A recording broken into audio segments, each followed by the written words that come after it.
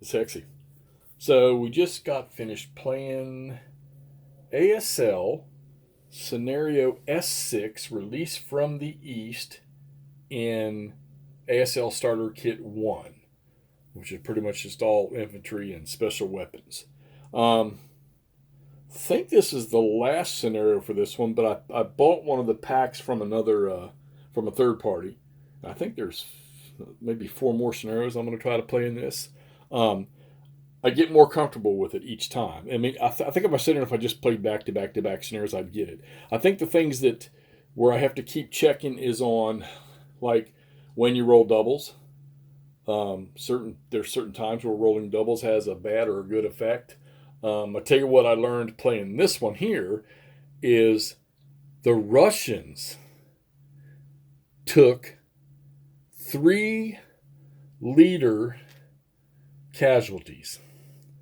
Um, oh, he's broken.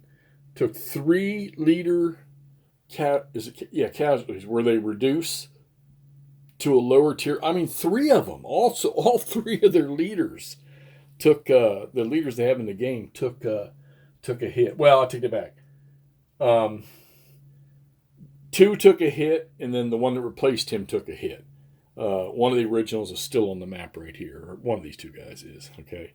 So let's see. So and then one is completely KIA'd. Yeah, no replacement on him. So no, I haven't gotten to what leader creation is yet. I don't think I've had any of those roles that cause that. But working, starting to get more comfortable with working through the phases and understanding how things work. One of the things that I seem to slip up with is like maybe I fire and it's a first fire and I forget to reach over and grab that first fire marker. Usually I catch it before I'm done with that particular movement phase or whatever, and then I catch it and I put it on there. But that's a minor slip up. I mean, I'm playing solo anyhow, so um, I learned playing this one here. I hadn't had a case of it, but a question came up for me today. Uh, I had a unit that could move during his movement phase. He would have had enough movement points to move into a hex where there was an enemy unit, but you can't move into an enemy unit during movement. That's done during the advance phase. DM marker placement, sometimes get a little freaky with that. Got to read the charts real close to make sure. All right, so anyhow, let's talk about what we did here. Released from the East. So the objectives were, you can see the X's. Black, still German. Black, still German. Red, the Russians. So the Russians did take one. They needed to take at least 2 of these. So my initial effort was to swing in like this with the first force, and then the second force, which I left off until game turn 3, could either come in on the north edge or come in on the east edge. Well, you're defending, the Germans are defending, so you're setting up to defend these 3 buildings. I think I had a machine gun in here. I had a squad out here, had a squad up here, had a squad with machine gun here, and then squad with machine gun down here, and another squad somewhere else. So I had the Germans spaced uh, with at least 2 squads covering every victory location, and a leader at each one of them, because the Germans also have 3 leaders. Yeah, and they're slightly better. Their top leader has he's a 9 too. So and you can see all the Germans are in great shape. They did lose one. They've lost one full unit, one elite full unit, and they've got one he's been reduced. The Russians, well, hell, just go over here. See the Russian casualties right there. Those are full KIAs or Ks or reductions for the leaders and squads that are completely eliminated, even their replacement. And then they've got 3 sitting up there on top, sitting up here, that are in a reduction state. So they really, I tell you, boy, you get caught moving in the open, and somewhere along the line you're going to, and there's no smoke for these guys. None of these units on this board, some of the German elites had the smoke number on them, but they really didn't have any purpose to use them. They got these machine guns, and you start to play a scenario, you start to figure out, oh, that's a good place to be. I can cover a lot of avenues of approach. Another thing I learned, and a lot of the guys online, there's so many that play this and regular ASL. about shooting like in between buildings, okay? But the rule, and it was all clarified, is that it's not the hex the unit starts in unless they use movement points in the hex they're starting in, they can be fired at with defensive first fire. If they move, you fire at them in the hex they move into. So, and I'm glad I got that summed up, because I mean, I got the idea that I could shoot up through that gap in the buildings right there. But once I got the verification of when you shoot at a moving target, that just made me move a lot faster with the game. So, all right, two melee situations here.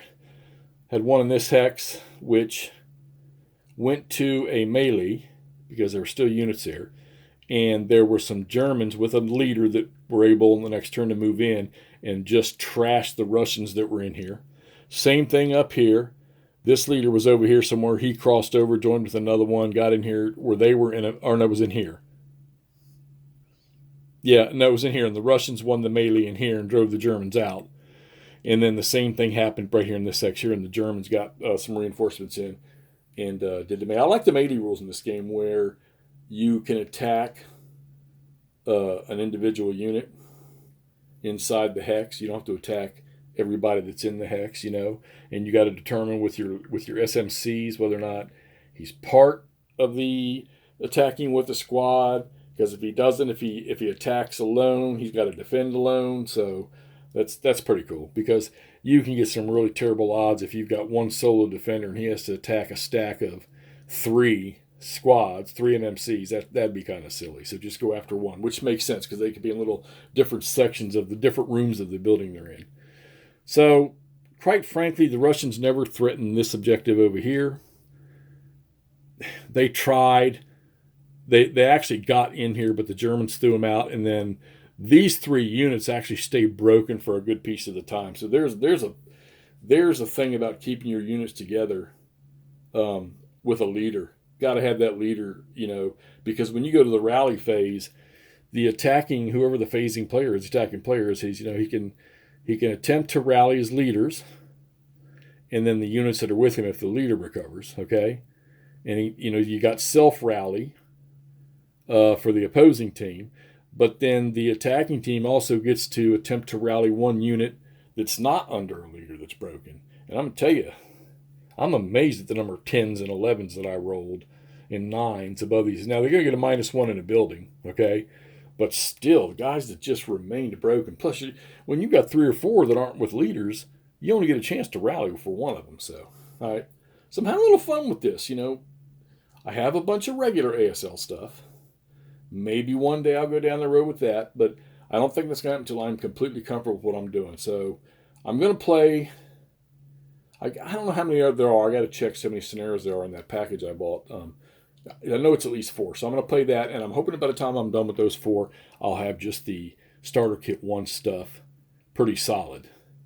And then I can move on to 2 where you add, I guess, guns and stuff. And then I think 3 is vehicles, and then 4 is in the Pacific. So. All right, so that's Hexy. This is Advanced Squad Leader Starter Kit 1, Scenario S6, released from the East. German victory. To me, it's kind of a decisive victory. The Russians only took 1 objective, and the Germans knocked out 1, 2, 3, 4, 5, 6 squads and 3 leaders. All right, talk to y'all soon.